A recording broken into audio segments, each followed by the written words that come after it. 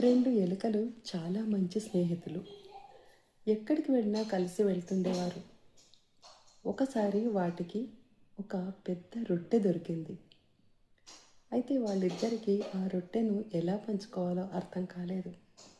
అందుకని వాళ్ళు ఏం చేశారంటే, ఎవరినైనా అడిగి మన భాగాలు మనకు పంచివ్వమని అడుగుదాం అనుకున్నారు. అక్కడ నుండి దూరంగా ఒక పిల్లి కనిపించింది.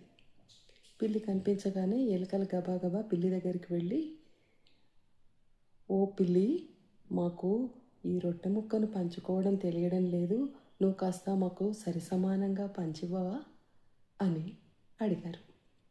సరే పంచిస్తాను, చెరువు వైపు కూర్చోండి అని కూర్చోబెట్టింది. ముందుగా రొట్టె ముక్కను సగానికి చింపింది. అప్పుడు ఏమన్నదంటే, ఈ వైపు ఎక్కువ ఉంది, మళ్ళీ సరిసమానంగా చేయకుంటే బాగుండదు కదా అని ఎక్కువ ఉన్న భాగంలో కొంచెం తినేసింది. మళ్ళీ ఏం చేసింది, ఇటువైపు ఎక్కువగా ఉంది అంటూ మళ్ళీ కొంచెం తిన్నది. ఇటువైపు కొంచెం అటువైపు కొంచెం తింటూనే ఉంది. అలా ఎలుకలు బిక్కముఖం వేసుకొని చూస్తున్నాయి.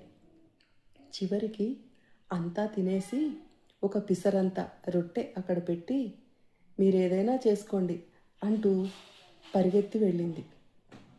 ఎలుకలు రెండు ముఖాముఖాలు చూసుకున్నాయి.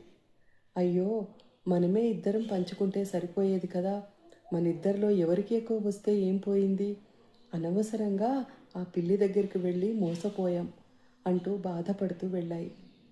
అందుకని మనం ఎవరినైనా సలహా అడిగేటప్పుడు వాళ్ళు సరైన వారా కాదా అనేది నిర్ణయించుకోవాలి.